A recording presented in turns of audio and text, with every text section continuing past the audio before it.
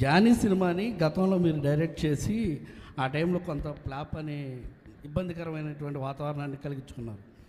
ఈ సినిమాలో మీరు లాస్ట్ క్లైమాక్స్ మీరే డైరెక్ట్ చేశారని చెప్పేసి చెప్తున్నారు.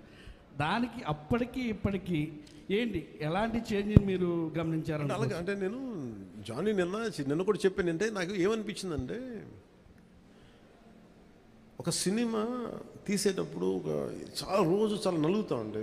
నేను చెప్పేది సినిమా అనేది ఒక్కటే కష్టపడేది కాదు. ప్రతి ఒక్కటి ఈవెన్ ఒక చిన్నపాటి ఉపాధి శ్రామికుడు కూడా కష్టపడతాడు, యుద్ధం చేయాలి పట్టుకోటి కోసం. సినిమా ఏంటంటే చాలామంది డబ్బులు చాలా గ్లామరస్గా కనిపిస్తుంది ఫిల్మ్ ఇండస్ట్రీ.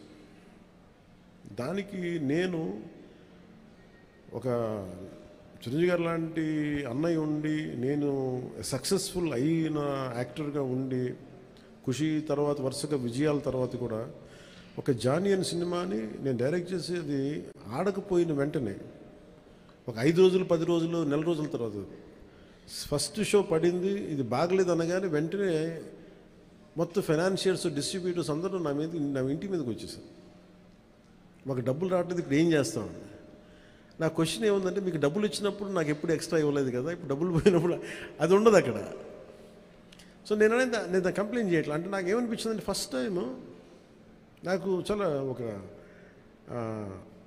కాలంలో చెప్పిన అన్ని బంధాలు ఆర్థిక బంధాలు నాకు అది గుర్తొచ్చింది.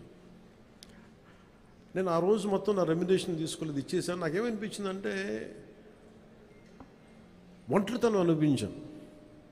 అంటే ఇప్పుడు ఎలా ఉంది అంటే, గత ప్రభుత్వం చేసిన ఒక దుర్మార్గాలన్నీ నేను చేసేసి అందరూ నిందిస్తుంటే నేను ఎంత బాధపడాలో, సినిమా ఫ్లాప్ అయితే నన్ను బాధపడమని అందరూ అలా చెప్తా ఉన్నాను. నా ఉద్దేశం ఏంటంటే, సినిమా చేసాం, బాగలేదు, ఆడలేదు అంతే.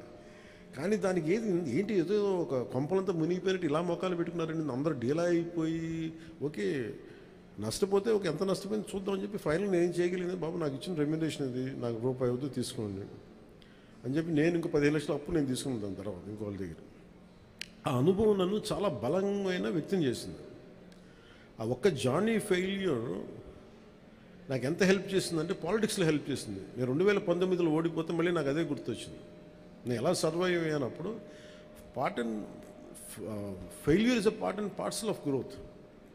అది నాకు బాగా బలం ఇచ్చి, నిన్న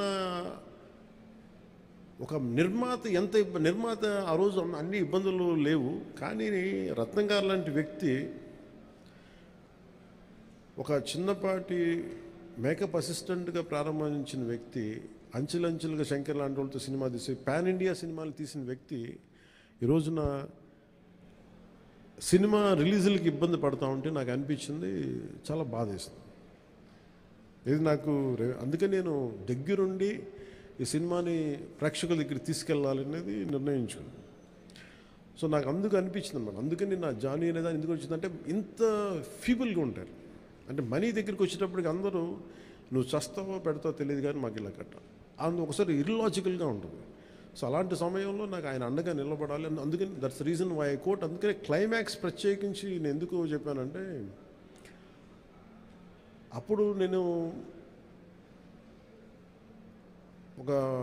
కొన్నిసార్లు నేను బుల్డోజ్ చేసుకుని వెళ్ళాల్సింది. కొన్నిసార్లు రైట్ నిర్ణయం మన మనసుకు తెలుస్తుంది యాజ్ అ ఫిల్మ్ మేకర్గా. కొన్నిసార్లు పక్కన వాళ్ళు మాటలు, నేను అసలు ఎప్పుడు పక్కన వాళ్ళ మాటలు విన్నాను. కానీ ఈ ఫిల్మ్కి వచ్చేటప్పటికి ఈసారి ప్రత్యేకించి ఎట్టి పరిస్థితుల్లో నేను పాలిటిక్స్లో ఉన్నాను, సినిమాలు బాగా చేయడేమో అన్న సందేహం ఎక్కువ మందికి ఉంటుందని చెప్పి ప్రత్యేకించి శ్రద్ధ పెట్టి చేశాను. సో క్లైమాక్స్ కూడా ఎందుకు చేశానంటే, నేను చాలా సంవత్సరాలు అయిపోయింది యాక్షన్ కొరియోగ్రఫీ చేసి.